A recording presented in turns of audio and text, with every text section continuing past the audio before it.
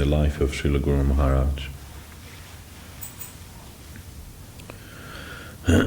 Sri Chaitanya Saraswat Math is the mission of Srila Bhakti Rakshak Sri Dadev Goswami Maharaj. He is the founder Acharya of Chaitanya Saraswat Math.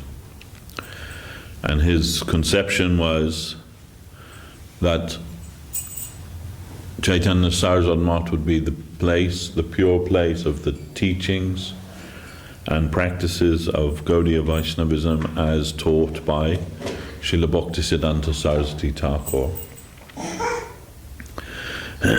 exclusively. Srila Sridhar Maharaj is very Param Vaishnava and very conservative Vaishnava. He practiced and preached Krishna consciousness very extensively, and all of his godbrothers considered him as the proper successor of Srila Bhaktisiddhanta Saraswati Thakur after his disappearance. Even the greatest preacher of Krishna consciousness in the modern times, Srila A.C. Bhaktivedanta Swami Maharaj, considered Sridhar Maharaj as his guru.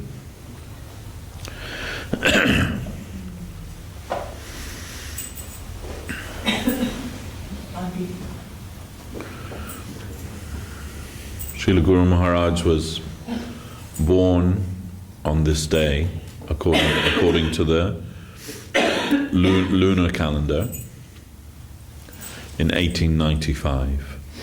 That was, at that time, that according to the solar calendar, the 10th of October, Saturday the 10th of October, 1895. His father's name was Upendra Chandra Bhattacharya, and his mother Gauri Devi. And they were very highly respected Brahmins of the Bhattacharya line, and they lived in a village called Hapaniya in Goramandala, near to the border of West Bengal and Bangladesh now.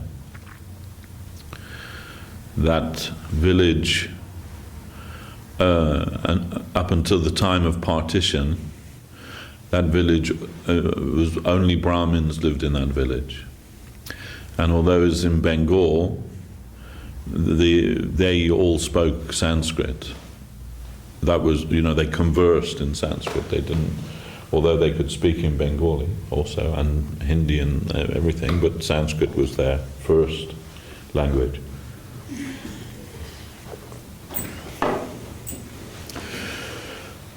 Their first child was a daughter, and she died very prematurely.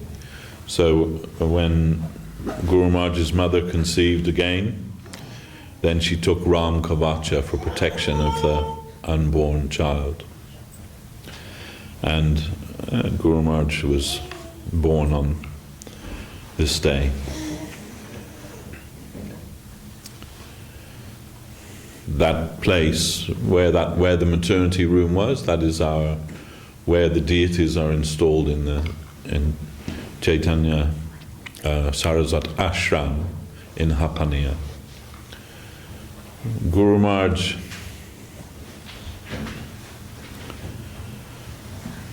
went there. Srila Govinda Maharaj persuaded Guru Maharaj to go there once.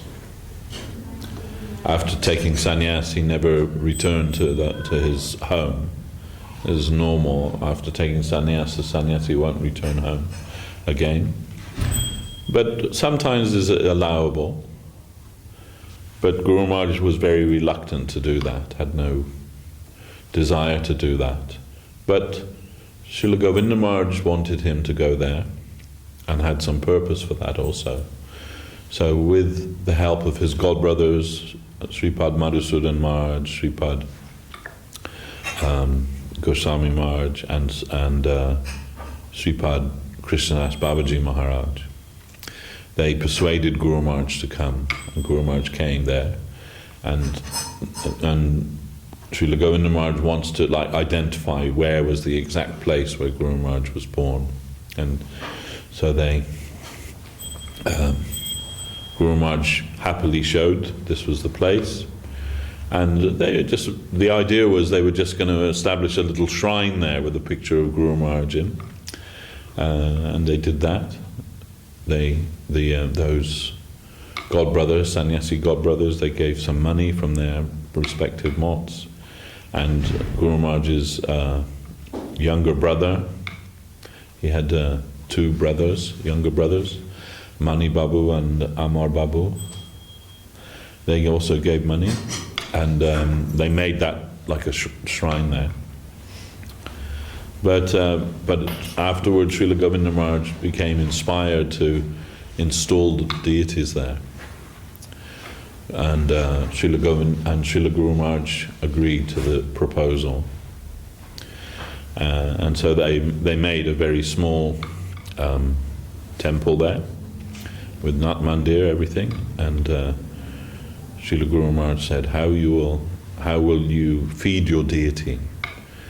You can engage one good priest, I'm sure, but how will you continue to feed your deity there? And Guru Maharaj gave the name Guru Gauranga Radha Gopinath, and they were installed there.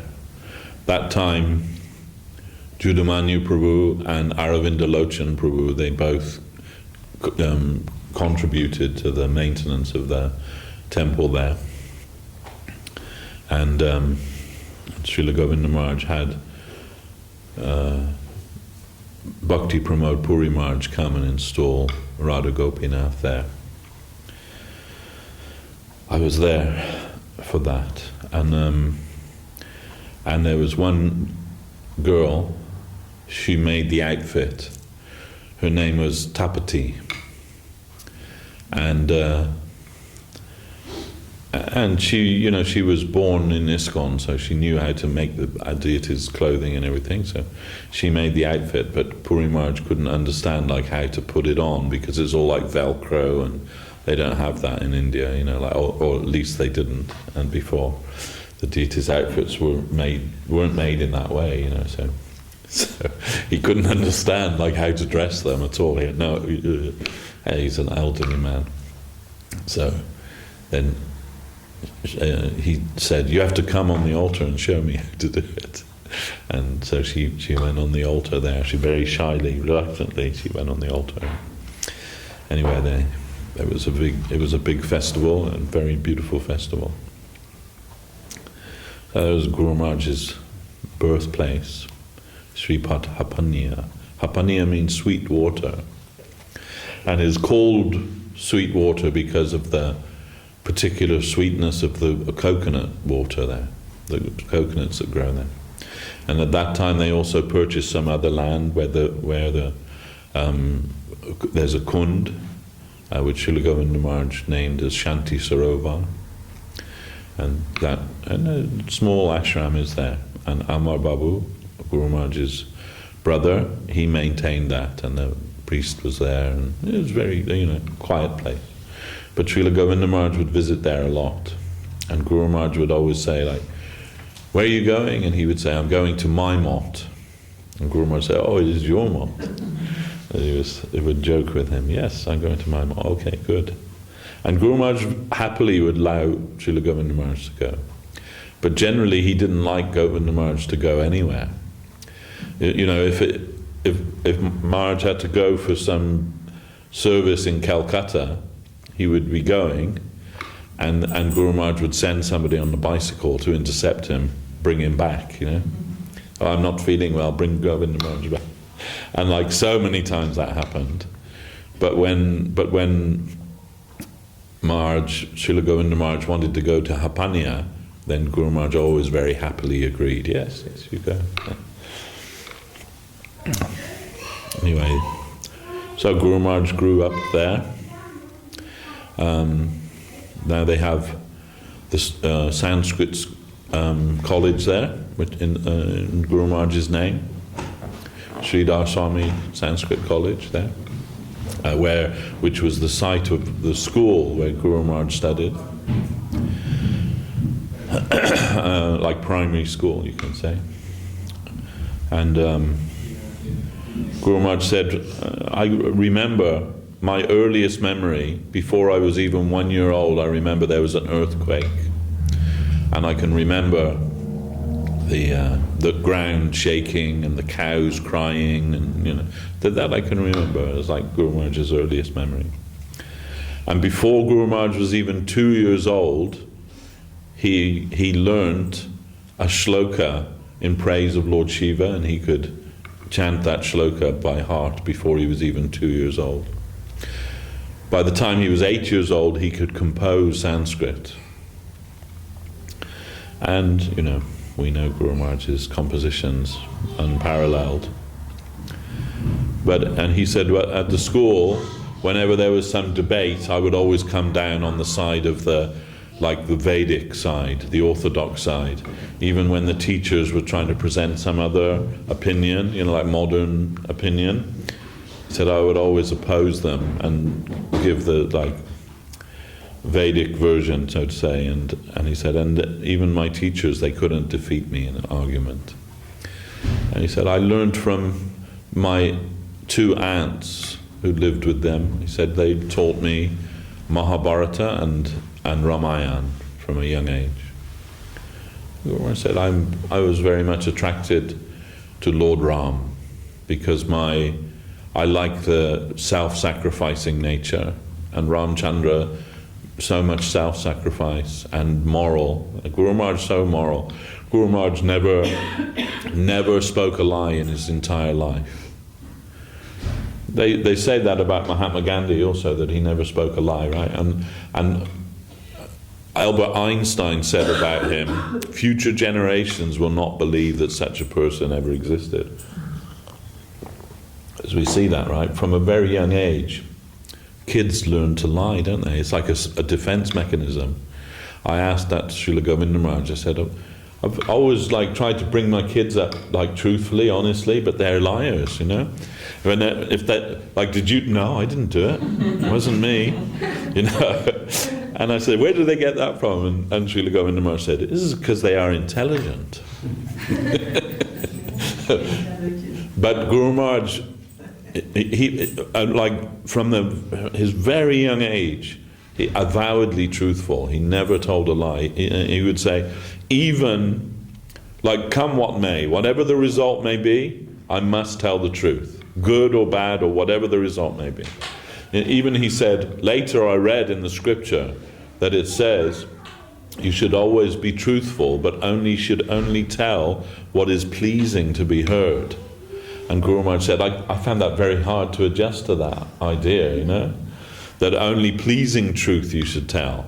And and he's thinking, no, I think you should just tell the truth and and lay it out, and wherever that may fall, where the cards may fall, that's So, but the scripture said that. He said, then I had to adjust with that. Anyway, so, and also he said, I was renowned in our family for that. What anyone would would ask me anything, I would always say no. Whatever they would ask, no. And and he said, then when one of my relatives, he was taking an exam, and he asked me, as a child, asked me, well, do you think I'll pass the exam? And I said, yes, you'll pass. And he passed. Anyway, then then Guru Maharaj went after his school. He went to the college where he was studying law, and he said, then I was staying at the college in halls of residence at the college, and there I came in contact with the people of East Bengal. It was East Bengal then, now it's Bangladesh, but then it was East Bengal before the partition. And he said, and their nature is very self-sacrificing, and serving to the people. He said, and I liked that very much. And he said, in the college where I studied, there were like two groups of students. One small group that liked to do puja and meditation and archan and all those things, and another group, because they in that college they also studied medicine, said that liked to serve the people, if anyone, so they'd have patients would come there, they would treat them. And he said, but my nature was that I like to do both.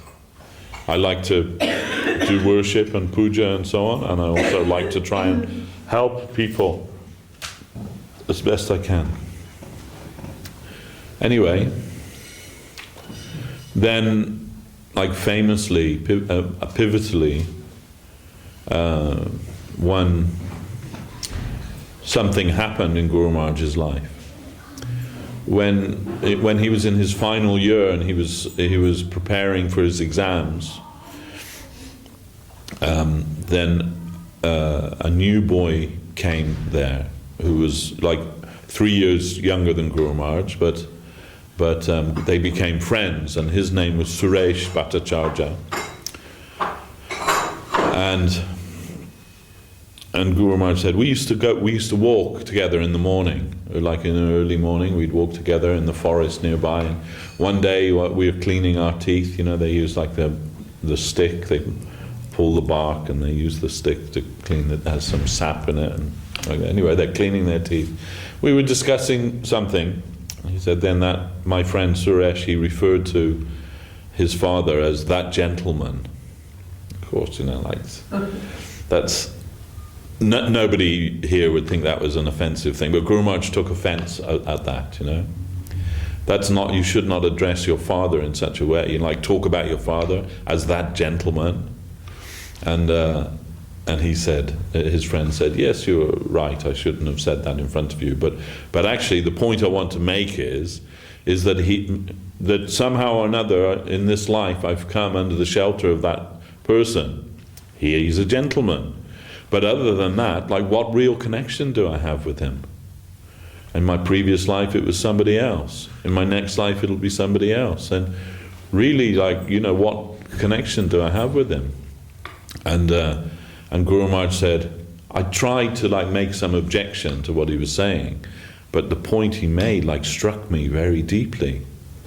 And Guru Maharaj is such a thinking person, right? So, and he said, then the whole world became vacant to me. I thought I have no real position anywhere. I don't know, I don't feel any stability in this world anymore, Then he said, then I just lost interest in everything. I just thought I'm adrift in the infinite. Nothing to anchor me anywhere. Then he's just thinking what's the point of doing anything? What's the point of studying? What's the point of exams? What's it all about? Can you understand? It's like an existential crisis in Guru Maharaj's consciousness. He said, then my fellow students, they're saying, your exams are coming up and you're not, because Guru Maharaj couldn't study then, he couldn't read the books, he couldn't, it was all meaningless to him. All of a sudden it was meaningless to him, and then his schoolmates, they're all saying to him the exams are coming up, you're going to fail. Then Guru Maharaj they said, well, your father has spent so much money for your education. You're not such a rich family. What? You've got to try at least, Then they said, okay, so if you won't study, we'll read the books to you and at least you can listen, Nowadays, who would do that? Everybody's just out for themselves, aren't they? And if your classmate fails, all the better, because that's better for you, right? That's how people think. But anyway, they were some noble people. They wanted to help each other, so that's what they did. They'd read, and Guru Maharaj would be there, like in the room. Then Guru Maharaj said, and then when the exam came, he said it was like, Guru Maharaj's words said it was a massacre that year. Like almost everybody failed. But Guru Maharaj said, but I passed. And not only passed, but was first, like the top student. And all of his classmates said, it is because of his like worship of God that he's passed, by the grace of God, because he didn't study at all. Anyhow, so of course Guru Maharaj always was a brilliant mind in any case, so it was unlikely that he would fail at anything that he did.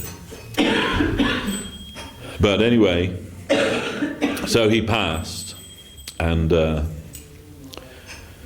then he said that my friend Suresh, he came from a village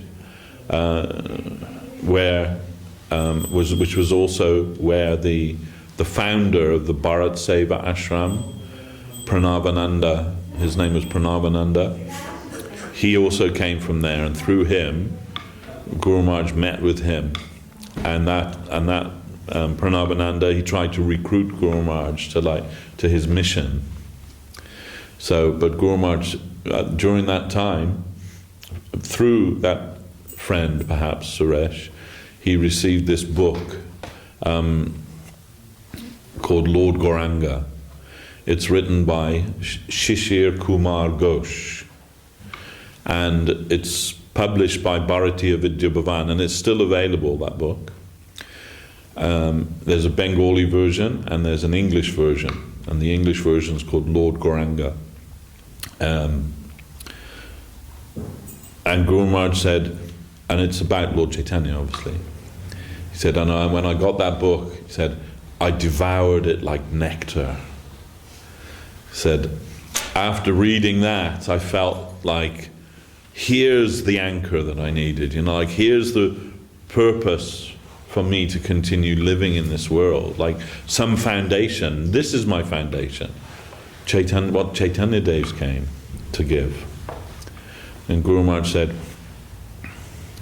then I was like fully captured by Mahaprabhu from reading this book. He said, we asked Guru Maharaj, can we read that book? He said, yeah. It said, it is not correct. Siddhanta is not correct, and historically also not correct.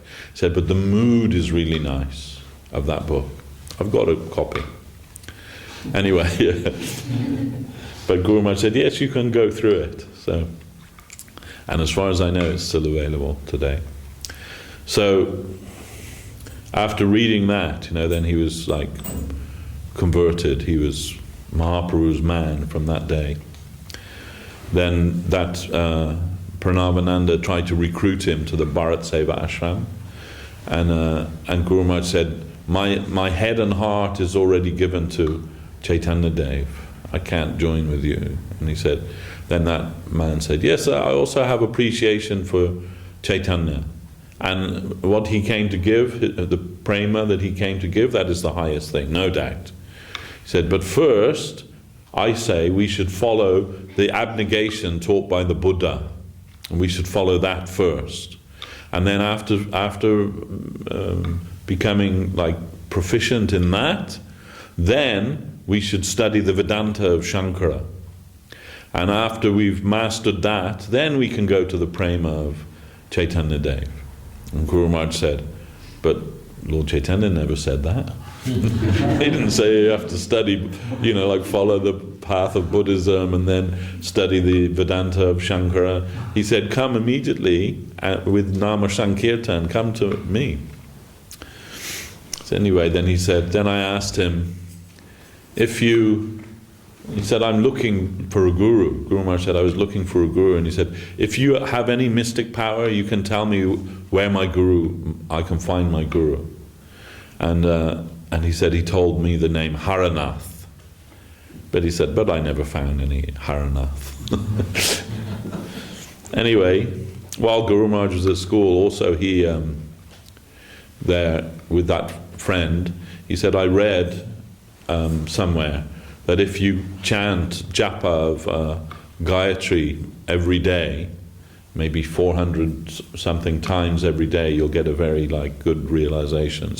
So I was doing that every day as like a sadhana, So then I was trying to understand what is the inner meaning of the Gayatri mantra, but without referring to any scripture or any dictionary or grammar, not trying to understand the words in that way.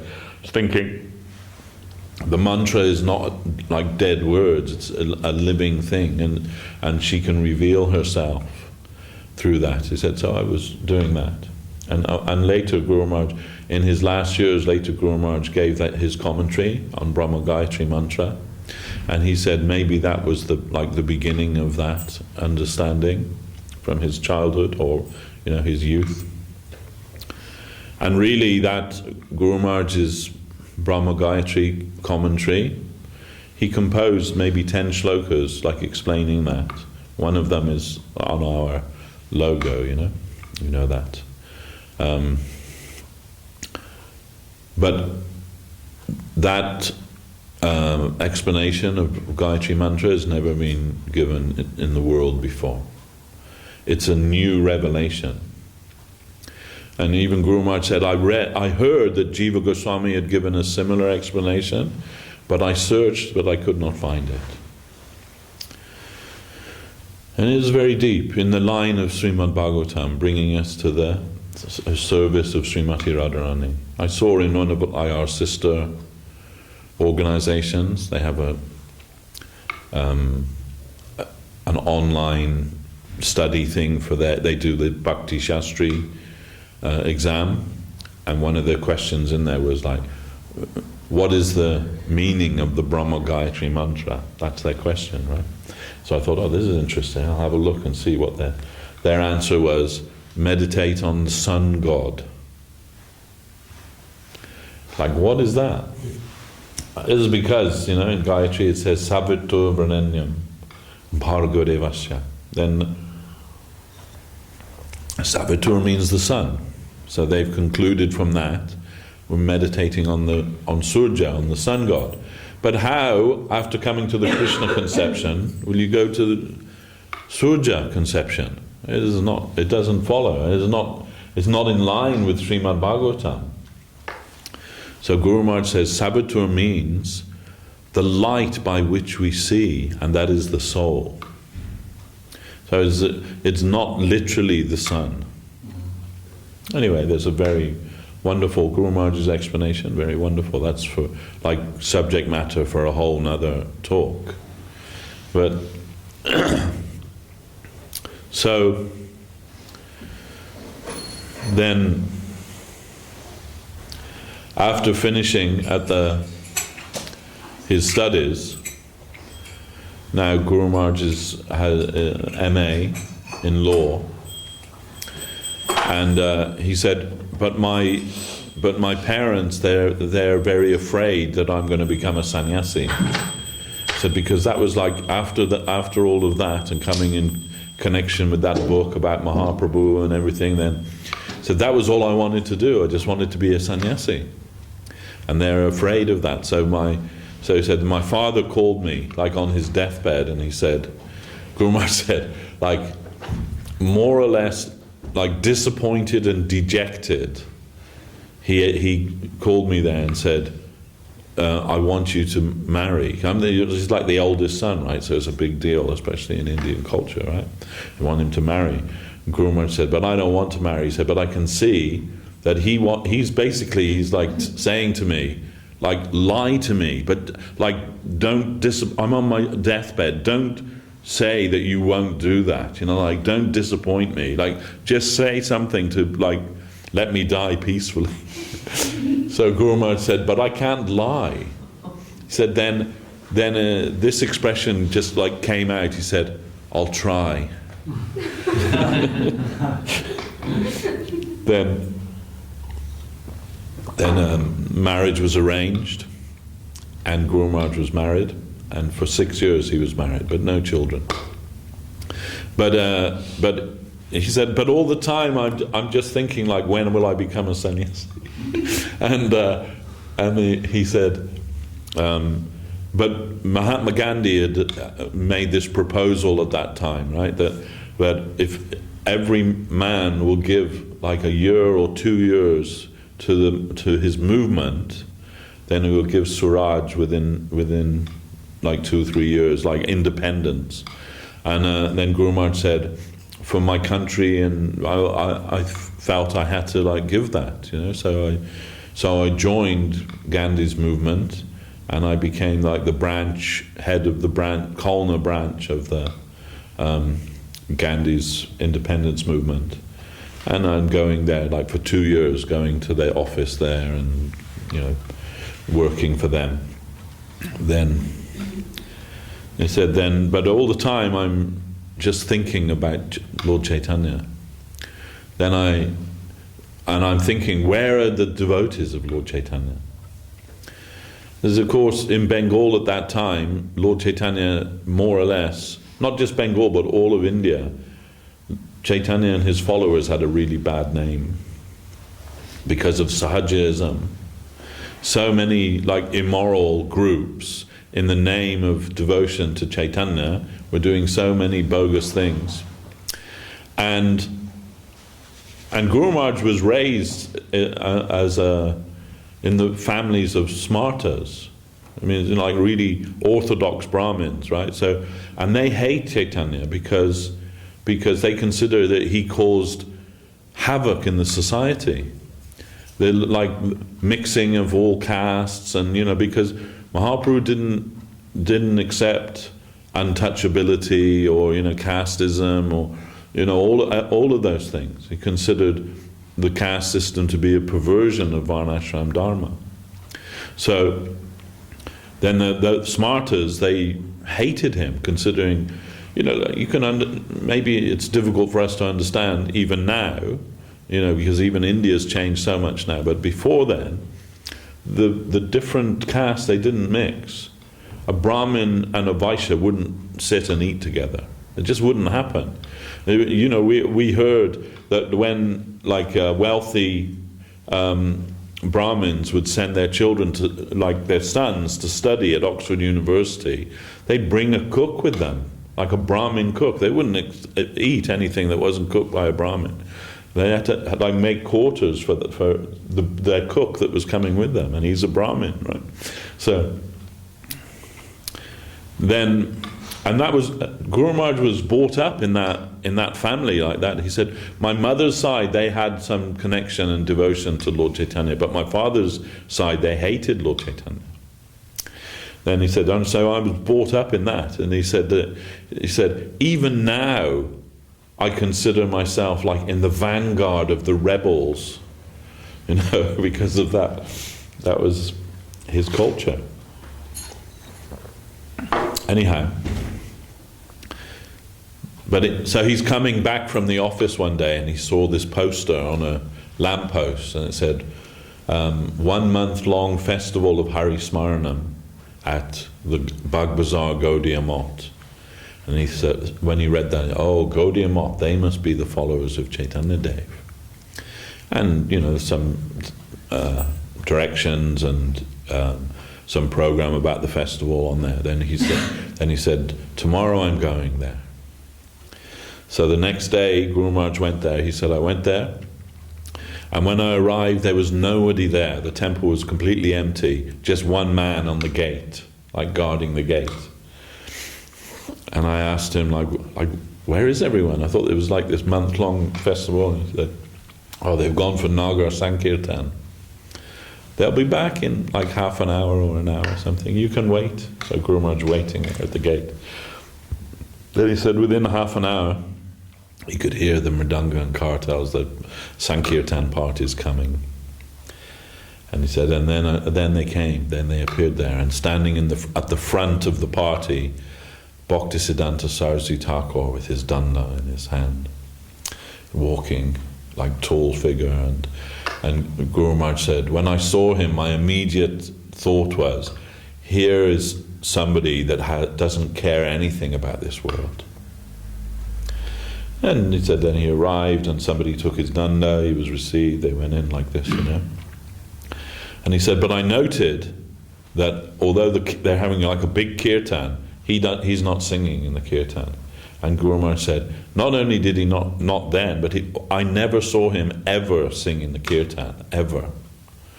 But Guru Maharaj in his like pranam mantra, he says the very personification of Hari Kirtan, and said, but I never ever saw him sing. He never sang like led the kirtan, never sang in response in the kirtan, never. Then Guru Maharaj, like reflecting on that, and then he started laughing, and he said, maybe it's because he didn't have any teeth. But anyway, it's interesting that he never sang in the kirtan. But so then Guru Maharaj started coming to the temple there, and he said, and I realized that they have such a deep understanding about spiritual truth, or like all of the devotees there. He said, much more than me, what I knew. They knew so many things. And he said, one day I'm asking the devotees, they're all sitting with Sarojini Thakur. His room in Bagh Bazaar was upstairs, so they're all sitting with him. And downstairs there's the pujari on the altar. He'll just sit there, and when people come, he gives some charanamrita, some tulsi, like that. So he's just him, and everyone else is up there. Then Guru Maharaj said, I thought I'll test him. And he said, so your guru is a great saint, but why he's not living here with Krishna is here? Why he's not living here with Krishna? Why he's upstairs and why are all the devotees up there and not here, like with the deity? Deity room empty, and they're all up there. The deity, Krishna is there in the deity, right? Non-different. And the priest said, yes, it is true. But we consider that Krishna is even more present in the heart of his devotee than even in the deity. Then Guru Maharaj said, then I was very satisfied. He said, so then I'm coming and I'm trying to listen. And he said, and I'm such an acute listener that nobody believed that I was real. They all thought I was a spy from the government. That the government sent him there to find out what's going on, So they said, so quite a lot of the devotees were suspicious of Guru Maharaj when he came there. Then he said, then one day I'm going up to Prabhupada's room, and there was one brahmachari there, and very harshly he stopped me. Where are you going? So I'm going up to Guru Maharaj's room. I want to hear something. I like to hear. I like it very much. Guru Maharaj said, and he said. Then that man said, "No, never. You wait here in the waiting room, and if you want to meet with anyone, you tell who it is you want to meet with, and if they send for you, you can go. Otherwise, you don't cross this line." And Guru Maharaj said, like a little harshly, he was dealing with me, and I thought, what is this? It is meant to be a sadhu, and why is behaving in this way towards me? He said, then I thought, I won't come here again. Then he said, but just as I was thinking that, remembrance of Shukadev came to me. And he said, I'd read that Shukadev, that Vedavyas had sent Shukadev to finish his education under Janak Raj Rishi Janak. And he said, when Shukadev arrived at Janak's city, then he was detained at the gate for 7 days. And message was sent to Maharaj Janak, Shukadev is here to complete his studies. Then Janak told, let him wait. And he was made to wait 7 days. After 7 days, he was allowed to pass through the first gate to the second gate. And there he was made to wait another 7 days. And there were 7 gates before you reach the palace of Janak. So in all 49 days he was made to wait before he could meet Maharaj Janak. Then Guru Maharaj said, then I'm thinking, like, if he could tolerate that, then what is that? Like a little abuse from some man. I should tolerate. And he said, then I made this resolve. If there's nothing of any value here, even if they put me on a throne and do puja to me, I won't stay. But if there is something valuable, even if they beat me with the broom, I must stay. And I think there's something valuable here. So then Guru Maharaj, he continued to come. And as much as possible, he's like hearing from Prabhupada Bhaktisiddhanta Saraswati Thakur. Then he said, then one day in the evening, he said, Saraswati Thakur was like walking on his veranda, and I was like kind of nearby. Then Saraswati Thakur noticed him. Oh, he's coming. I notice this gentleman coming here quite a lot. He told his like servant, you please go and ask him, does he have something that he wants to say to me? So he came. Oh, Guru Maharaj wants to know, do you have something that you want to say to him? Then Guru Maharaj's reply, no, I have nothing to say. He says he doesn't have anything to say. Oh, okay. Then ask him if he has any question he wants to ask me. Guru Maharaj says, you have any question? No, I have no question. He says he has no question. Okay, then ask him if he has any purpose in coming here. Guru Maharaj wants to know if you have any purpose for coming here. And Srila Sridhar Maharaj's reply was, yes, of course, without a purpose, nothing will happen. Then what is your purpose? Just to get the grace of you all. Then he went back. He says he's just here to get the grace of us all. Oh, ask him to come and speak with me. This was their first meeting. And then he asked, like, what's your name, where are you from? And then he said, oh, you are so fortunate you were born in Goramandala. And this way. Then he said, he told his servant, that booklet, little booklet they'd published, please you give to me. And then he gave the book to Guru Maharaj. Guru Maharaj said, oh, I've already got it. I've already got that book. And the servant said, yes, but he wants to give it to you. And then Guru Maharaj said, oh, I understand. He took it and put it on his head. Then after that meeting, then Guru Maharaj is thinking, I want to give my life here. He said, then what am I going to do? Like, what will happen if I do that? If I come and like join and move in the temple?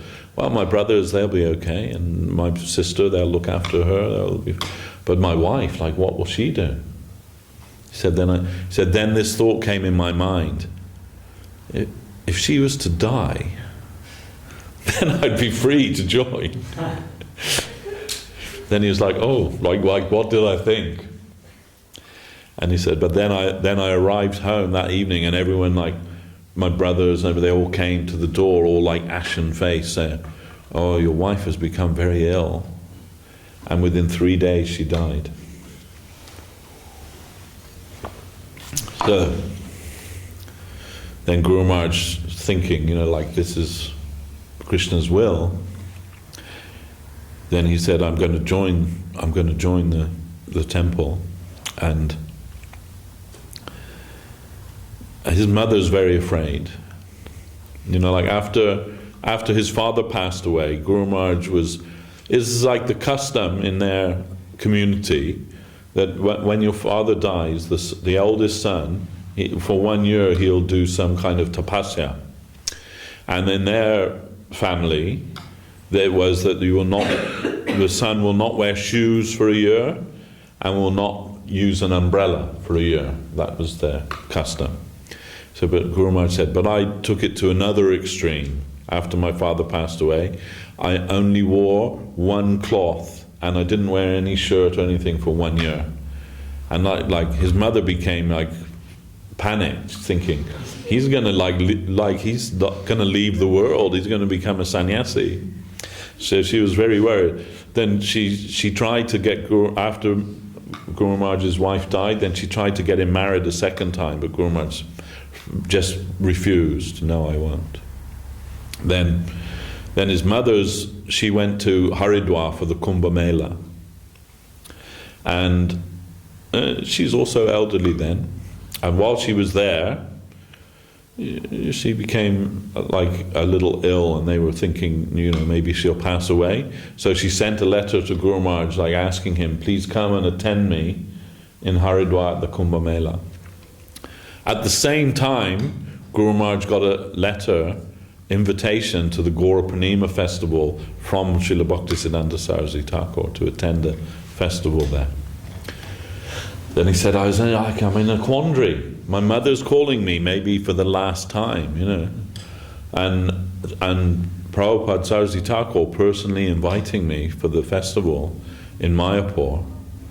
Then what do I do? I can't do both. Which one shall I do? Then he said, I'm praying and I'm meditating.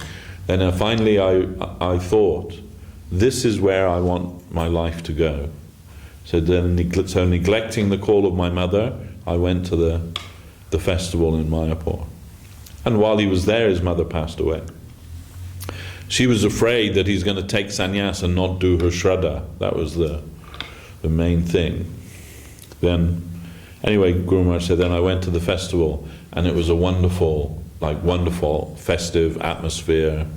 Here, some sannyasi giving a lecture, and here someone collecting receipts, and here there's some sankirtan going, and many things, and prasadam distribution. It's at a very wonderful atmosphere. So then when the festival was over and everyone's leaving, he said then Prabhupada Saraswati Thakur was sitting in a wicker chair, and everyone coming and giving pranam and going.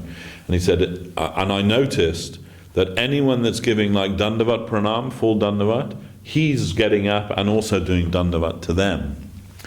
Then he said, then when it came my turn, I thought, no, I'm not going to do dandavat because that means he'll do dandavat. So I just did pranam and went. And then one of the devotees said, why didn't you do proper dandavat? And he said, Guru Maharaj said, because then he would have done that for me. And I don't want to. And then he said, if that was the cause, that's very good. But he said, but I noticed when everyone's leaving, Prabhupada again and again he's saying, why are you people deceiving me? Don't deceive me, don't cheat me. And Guru Maharaj said, very acute hearer, Then he said, then I thought, what's the question of deceit or cheating? He invited everyone to the festival. The festival's finished. Now everyone's going home. Where's the question? And he said, so I want to hear something more. Is he going to give some explanation why he's saying this? He said, so I found a little place and I just parked myself there to hear. And Saraswati Thakur said, you've all come here and entered into a relation. I've entered into a relationship with you, because you've all promised me that you're going to come and serve Krishna. And now the festival's over, you're all going back to your previous lives. You're cheating me. He said, and earnestly he was expressing this. Then he said, and if you say, well, I've got some responsibilities that I have to take care of, and then I can come, then I say, the only responsibility is the service of Lord Krishna. And if you say, well, there's some small fire I have to put out, and after putting out the fire, then I'll come. Then I say to you, let it burn. And not just the small fire, let the whole world burn. Then you won't have to deal with those burnt things in your life anymore. Let them burn. The only necessity is to serve Krishna. Then Guru Maharaj said, this touched me very deeply. He said, and I also had to go because I'd already made a vow that I would carry out my mother's shraddha for her. He said, so took my leave. I went and I performed my mother's Shraddha, and he said, then I came back with my brothers. We all came and joined the temple, Guru Maharaj and his two brothers. He said, but they went back crying, but I stayed. And that was it. Guru Maharaj was then, a member, you can say, of the Gaudiya Math. And he was given Harinam. Guru Maharaj's name from his father was Ramendra Chandra Bhattacharya, in remembrance of Lord Ram. And also Guru Maharaj was born under the same star as Ram Chandra. And Guru Maharaj also very much attached with Ram. He said, I liked Ram. His sacrificing nature, his moral nature, his Marjada Purushottam. He said, but Krishna could not appreciate so much that how God can be a liar and a girl hunter. He said, that didn't sit well with me. He said, but through the sacrifice of Srimati Radharani and through Mahaprabhu, then I came to appreciate Lord Krishna. But as a young man, I'm very much attached to Ramchandra. So when Guru Maharaj got Harinam, then Saraswati Thakur changed his name from Ramendra Chandra to Ramendra Sundar. Then Guru Maharaj said, I wanted to know, what was his thinking behind that? So I asked him, what is the meaning of Ramendra Sundar? Guru Maharaj knows Sanskrit, he knows the meaning, but he wants to know, what Saraswati Thakur's idea is. Then Saraswati Thakur said, it is Krishna's name, not Ramchandra's name. It is not Dasarati Rama, but Radha Raman Rama, that Rama. And he is beautiful, so Ramendra Sundar. Then Guru Maharaj, and then he told that verse from Bhagavad Gita, whatever a great man does, lesser men will follow his example. He told that when giving Harinam to Guru Maharaj. He was very happy. Guru Maharaj said, this was like my last obstacle, was that I'm thinking, I'm from a very high Bhattacharya lineage, high Brahmin family, and Prabhupada is from a Kayasta family. Kayasta is considered like a kind of Shudra. And I'm thinking, how can I accept him as my guru? I'm from a Brahmin's family and he's not a Brahmin, then how can I accept? So, but that after hearing his teaching and reading in Chaitanya Charitamrita, there Mahaprabhu says, who knows the science of Krishna? He is a guru. And not any formal thing, And Guru Maharaj was very, you can say, attached to his Brahmanism for a long time. But leaving that, he accepted Saraswati Thakur as his guru, and Saraswati Thakur very happy for that. And Guru Maharaj began serving. He said, at first I was given service in the press. He said, but I didn't get much inspiration working in the press. I didn't feel much inspiration for that. So then I was sent with Bon Maharaj's party for preaching, and they would have a kind of a system. Someone is the preacher and someone's the canvasser, and the canvasser would collect donations from the people whose house it was and the guests and so on.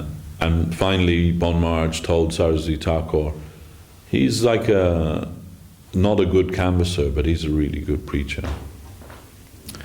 So you should engage him for preaching. And then Prabhupada did that. And then after some time, then Guru Maharaj was given sannyas. Before that, actually, before his sannyas, Saraswati Thakur gave him the responsibility to find the place where Ramananda Rai and Mahaprabhu had their conversation, the Ramananda Samvad, which is considered to be the pinnacle of the Gaudiya Siddhanta, that discussion on the banks of the Godavari. So Saraswati Thakur wanted to establish the Padapit, the footprints of Mahaprabhu there. And he asked Guru Maharaj, you go and find out where that place is. And on the day when Guru Maharaj was sent, he changed his name again from Ramendra Sundar to Ramananda Das. From today you're Ramananda Das. And Guru Maharaj went there and found that place. Prabhupada came there and established the footprints. Later on, a temple was built there, but not in the time of Saraswati Thakur. But that temple's still there. It's called the Ramananda Gaudiya Mott. Then Guru Maharaj, after that, then Guru Maharaj was given sannyas.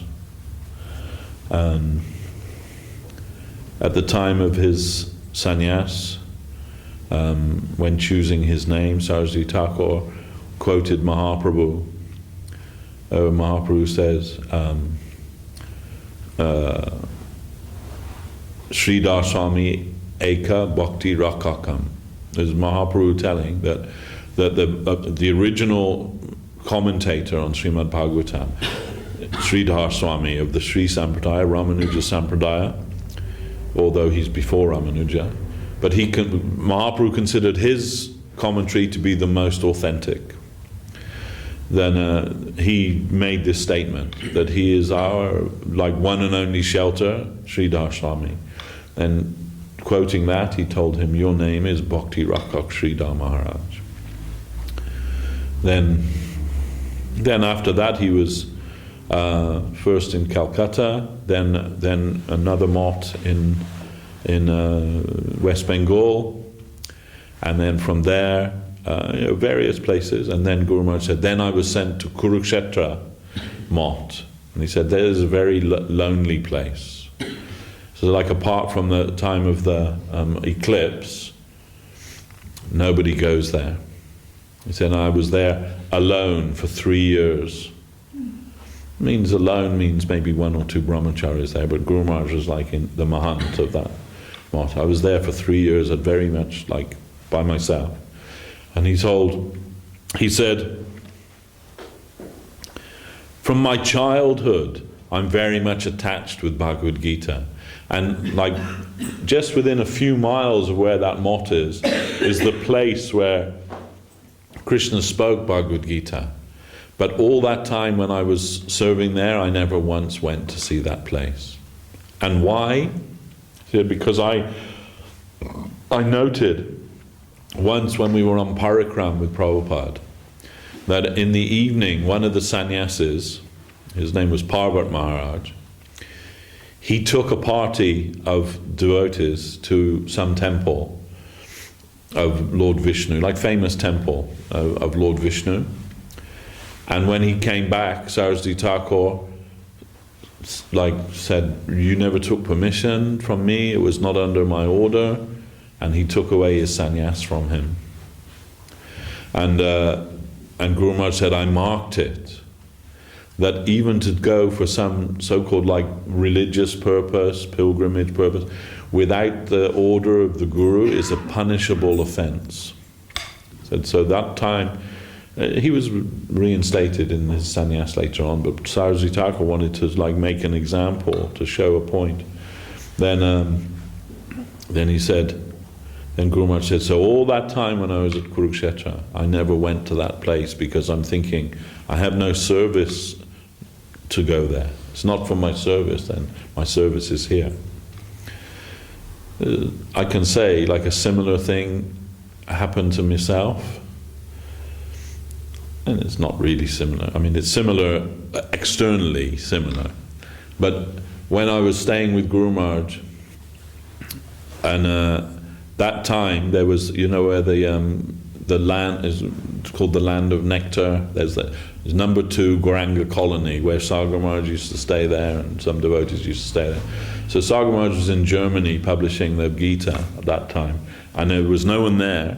And just in the daytime, some of our workers would go there for cultivating the field, but in the nighttime, no one's staying there. So Guru Maharaj sent me to stay there. me, and there was a little boy called Shamal. You know, like sometimes when a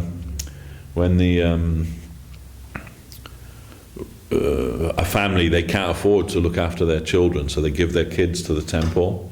They know they'll get an education, they'll be fed, and so these two boys were given to the temple, and one boy, his name was Shamal, and maybe he was like 10 years old, but like he was sent as my like chali, my like servant, I suppose. And so he and I staying on that land, like to guard it. And I'm thinking, like, if anyone comes, we're not going to be able to do anything. But anyway, it was Guru Maharaj's order, so I'm staying there. And I also got like quite ill while I was there. I got malaria while I was there, and so I was like laid up for a couple of weeks. When I finally recovered, I want to go and see Guru Maharaj, right? So I told Shamal, when the workers had came, I'm going to go and see Guru Maharaj today. So I walked up, it's about 3 miles. I walked up to the mott and I came in and I went to see Guru Maharaj. And Guru Maharaj was sitting and, you know, Devashis has come.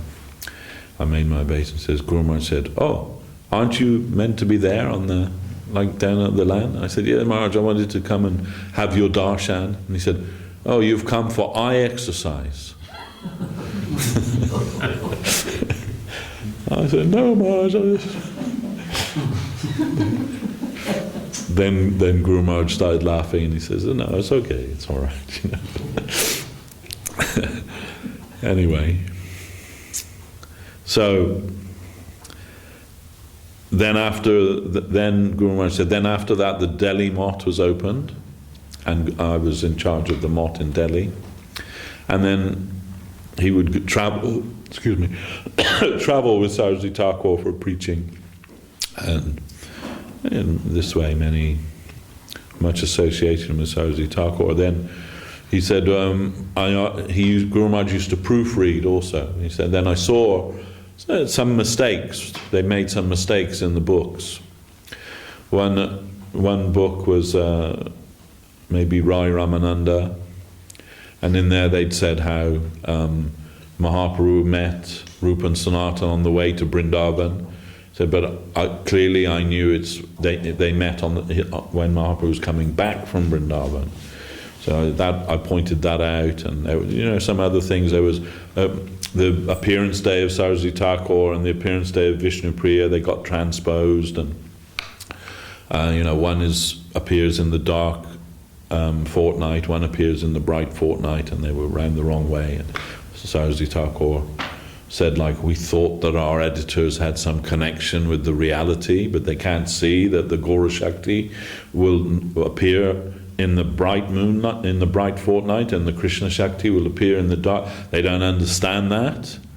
And but Guru Maharaj spotted it, you know, and that was pointed out. So then, when he was giving a lecture, Saraswati Thakur referred to Srila Sridhar Maharaj, Shastra Nipuna Sridhar Maharaj.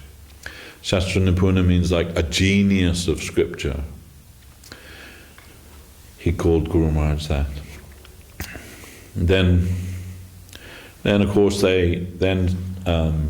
Saraswati Thakur wants to send preachers to the west. So Bon Maharaj was sent, Bhakti Pradeep Tirtha Maharaj. There were 3.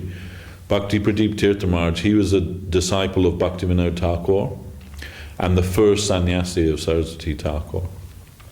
He was sent, and Bon Maharaj, who was like one of the senior preachers. And there was another disciple of Saraswati Thakur, Sambidananda Das. He's a Grihastha, but he was with them.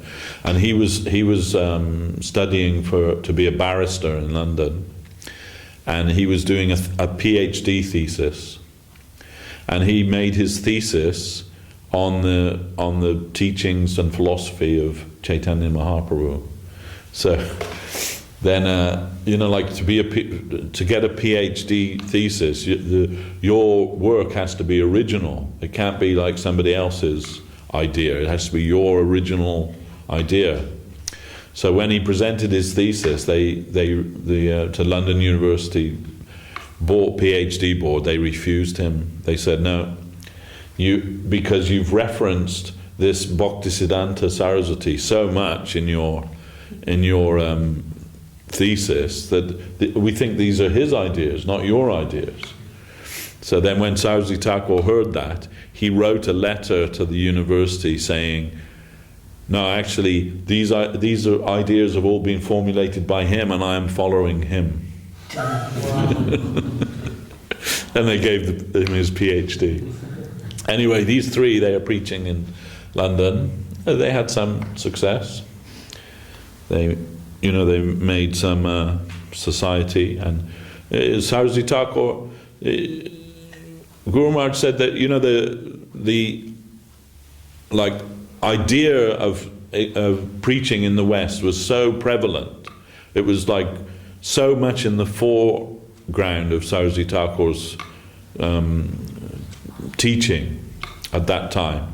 He said that even in Mayapur, there was a man who used to plough the fields with the bullock. And he said, and in his spare time, he was learning English, right? He's learning to read English. And the other devotees used to make fun of him. They go, Prabhupada's not going to send you to the West, And he said, no. Prabhupada said we must have to teach Mahaprabhu's conception in the English language. Who knows, in 10 years from now I might be ploughing the fields in New York. But anyway, this was the prevalent idea there. So then these three preachers, they were sent. But finally Saraswati Thakur was disappointed, particularly with Bon Maharaj. Because Bon Maharaj was converted to a Westerner, or a Sahib, as Guru Maharaj said. He became a Sahib, a Pakka Sahib.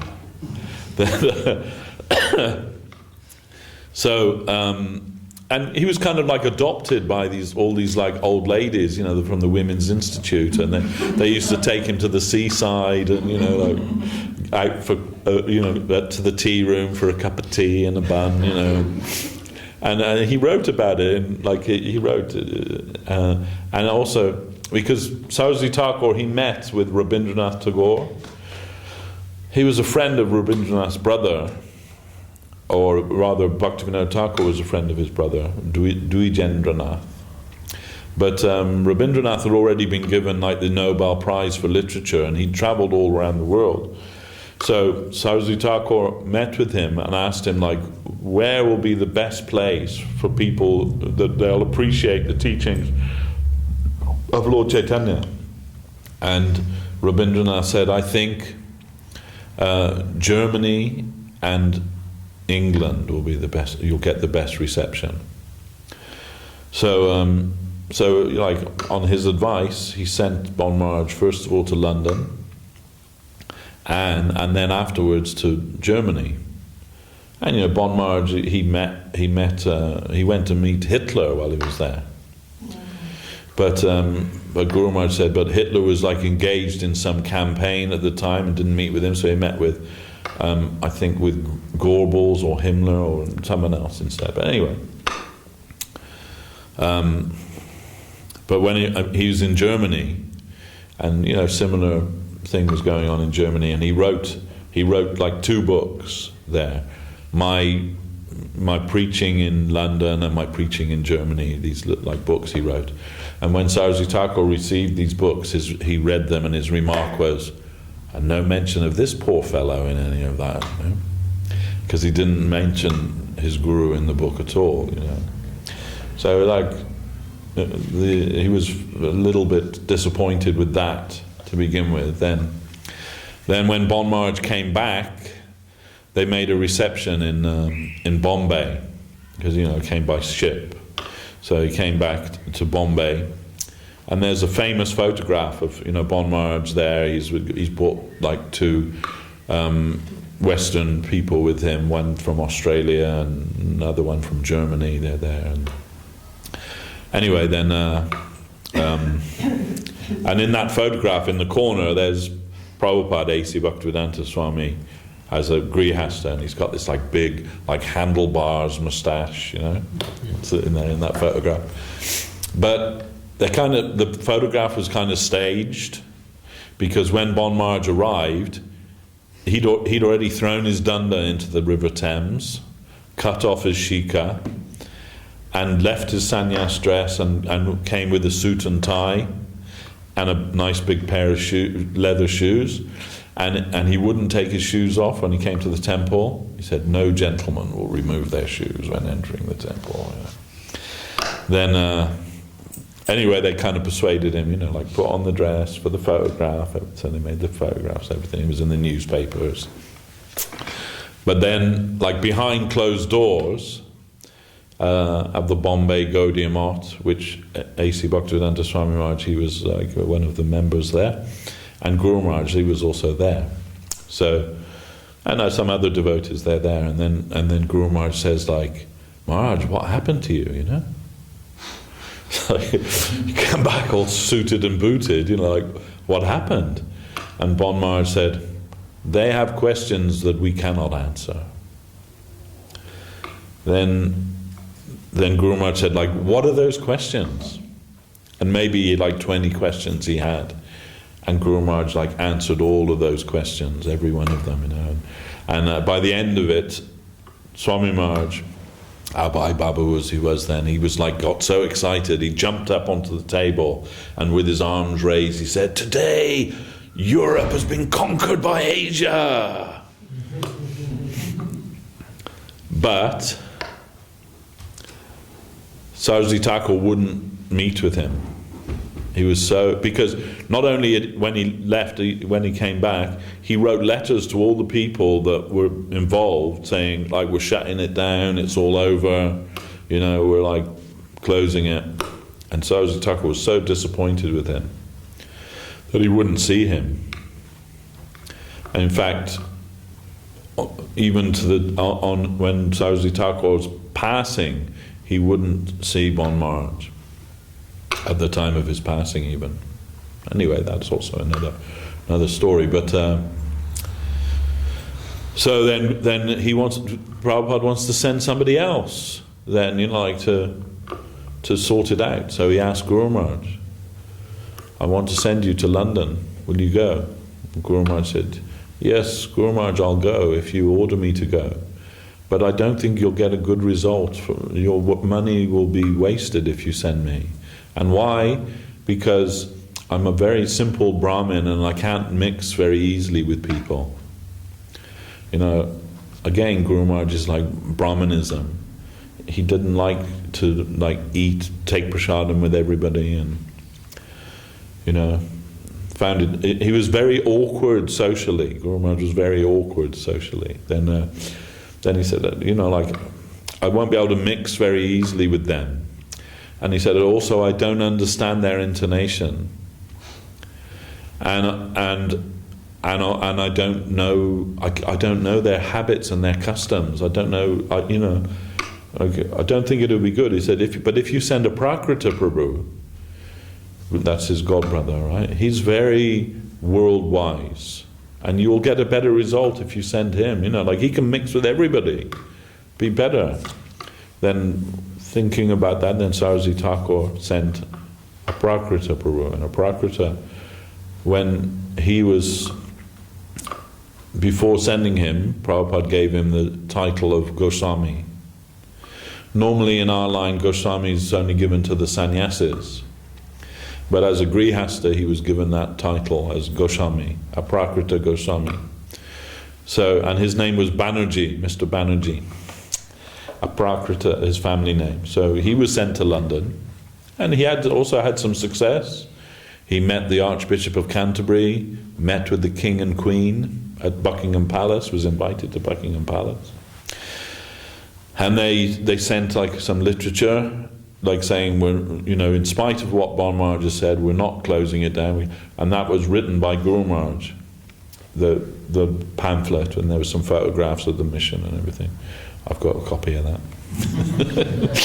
It's all worm-eaten and kept it, but it's there. Anyway, so Goswami Maharaj was sent. Famously, he was staying in Kensington Palace Gardens in a rented room there, and he ran out of money, and all of the meters, there was a gas, they were all slot meters, you have to put a coin in them, so there was an electric meter, gas meter, and he ran out of money. And it's not like he can just get on the phone or send an email or something, like send me. No, he's like stuck there, no contact with anybody.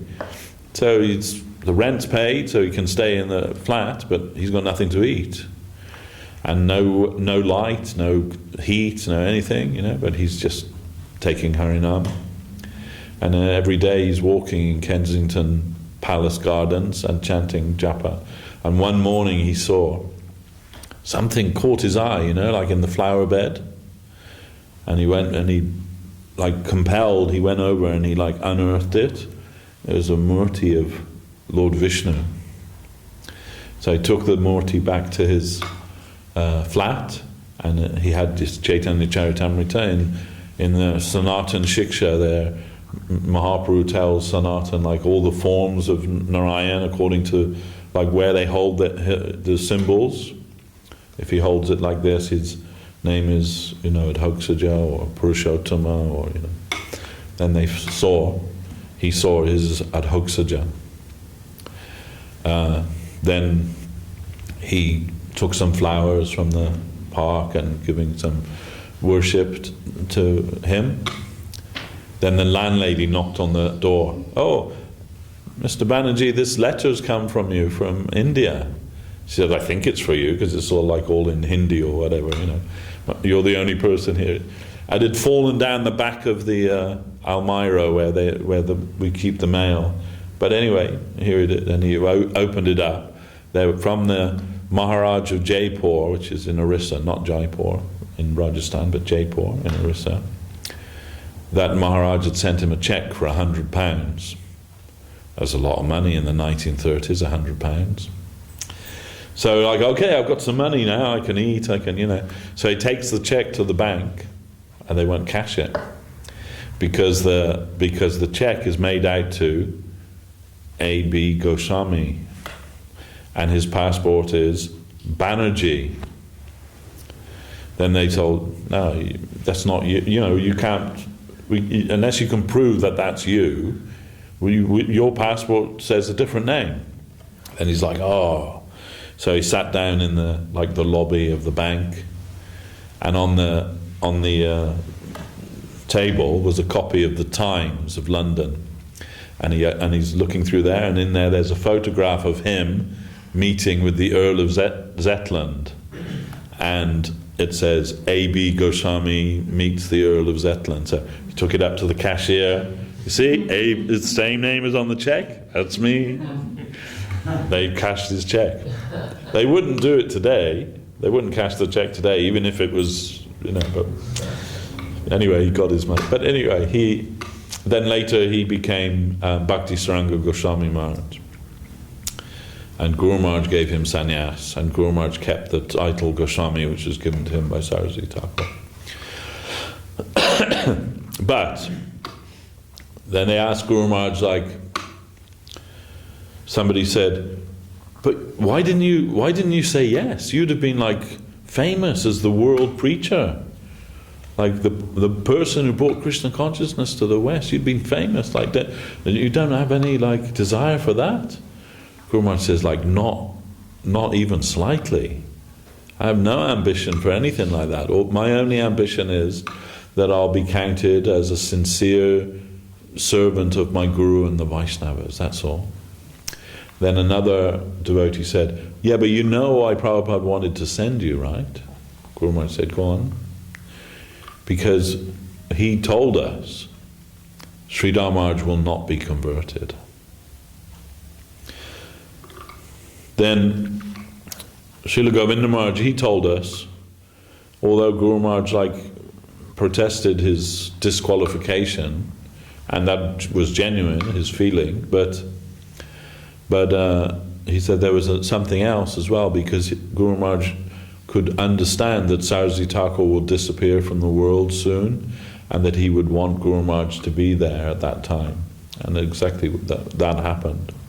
I should also say that, as I know you know all these things already, but before that, Guru Maharaj, he composed this song about Bhaktivinoda Thakur, Bhaktivinoda Viraha Dasakam. And he presented that to Saraswati Thakur on the disappearance day of Bhaktivinoda Thakur. And after hearing that, Saraswati Thakur said, "Oh, it is a very happy style." That was his remark. But after Guru Maharaj was gone, like gone from the room, he told Shroti Maharaj, who was Guru Maharaj's godbrother, he told him, "This composition is so fine that Sridhar Maharaj did not compose this. Bhaktivinoda Thakur composed this through him." And he said, "Now I am confident that although I may leave this world, one man remains that can properly represent me, and that's Sridhar Maharaj." Anyway, that it happened that way that finally Saraswati Thakur, when he's going to disappear from the world, and then Guru Maharaj said, "We're anticipating that it will happen because his health was failing. So then we're attending him through the night." And Guru Maharaj said, "My shift was from 2 o'clock till 4 o'clock. Then someone else would come and I'd go for the Mongol Arati, and then I'd take some rest." So this morning, particular morning, just after the Mongol Arati, some devotee, "Guru Maharaj calling you." And Guru Maharaj said, when I got the call, because he said this never happened before, then when I got the call, then I could understand, now Prabhupada's going to leave the world. So I went back, and when I arrived, then Prabhupada, Bhaktisiddhanta Saraswati Thakur, he said, "Sridhar Maharaj, please sing Sri Rupa Manjari Pada by Narottam Thakur's song. This is the highest song of our Sampradaya. The sentiment expressed in there by Narottam Thakur is the highest. In our mott, we don't sing that song. We consider it Guru Maharaj's song. The only other person who sang that song was Srila Govinda Maharaj. And then we would sing, like with him. But otherwise we're not singing. That is so high. The sentiment is so high. The purport of it is so high. And Saraswati Thakur wanted Guru Maharaj to sing that song. Guru Maharaj said, "But I am not a good singer." He said, "I was a good dancer. In the kirtan, I could dance very nicely." And we saw also, even in his last years, sometimes Guru Maharaj would dance in the kirtan, and it was like beautiful to see that. He said, "Well, I was a good dancer, but not a good singer, so I'm hesitating." Then also in the room that time, there were many devotees there. Bhakti Vilas Tirtha Maharaj, who was Saraswati Thakur's secretary, he was a Grihastha then. Kunja Bihari, his name was. Or Kunja Babu, as the devotees called him. And he was the in charge. Whatever he said, no one would argue with it.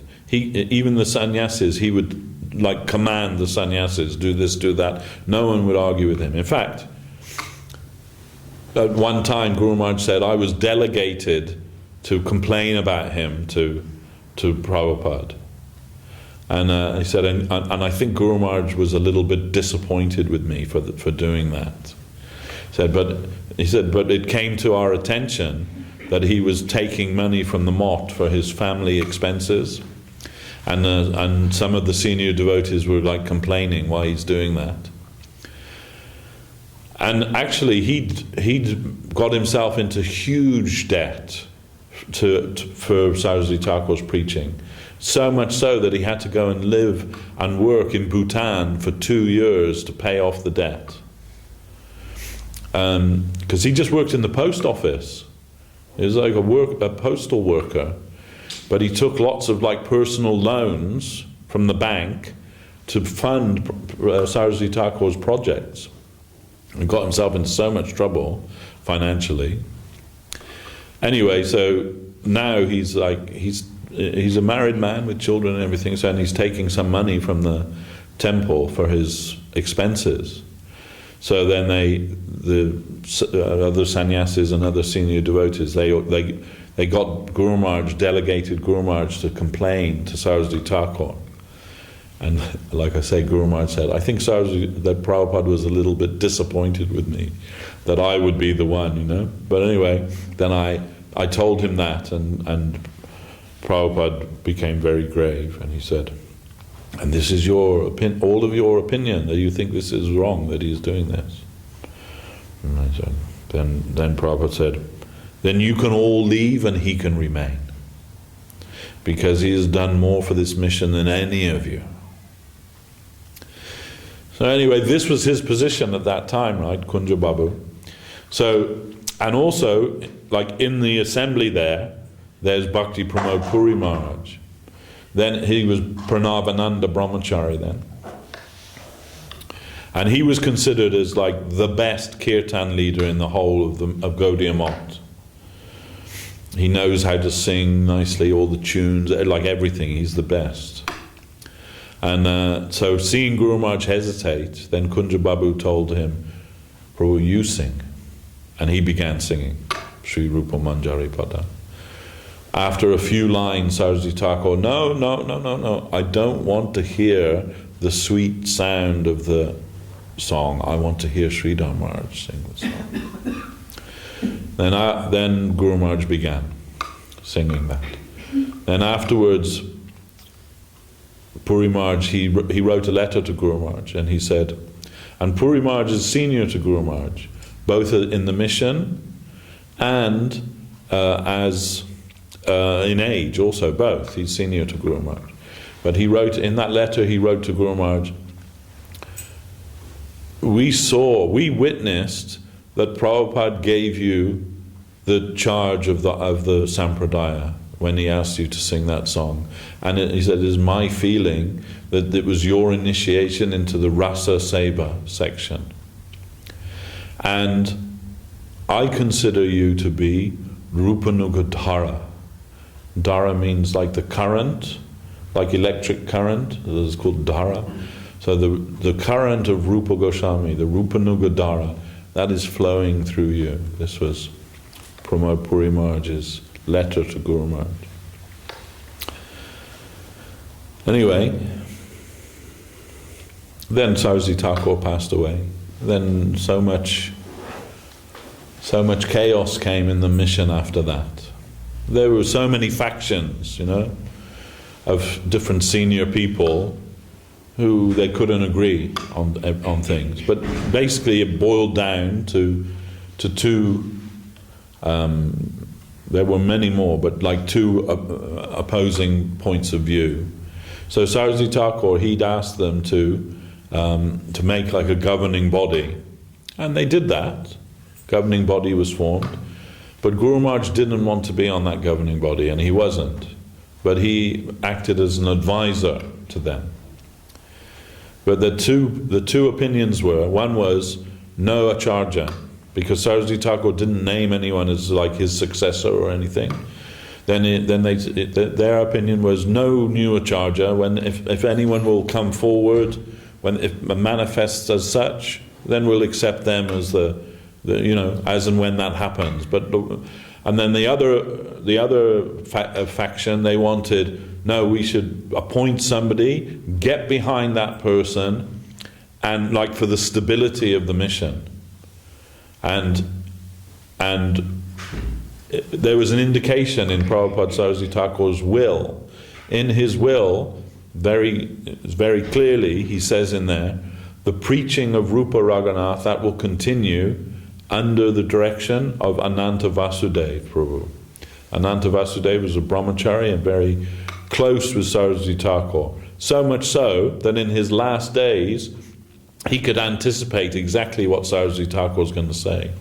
So if Saraswati Thakur was giving a lecture, he knows, like, now he's going to quote this verse. And he would sometimes provide that verse for Saraswati. Like, he knew his mind so well, you can say, the thought of Saraswati Thakur. And not only that, any lecture that Saraswati Thakur ever gave that he was present, he could repeat it verbatim.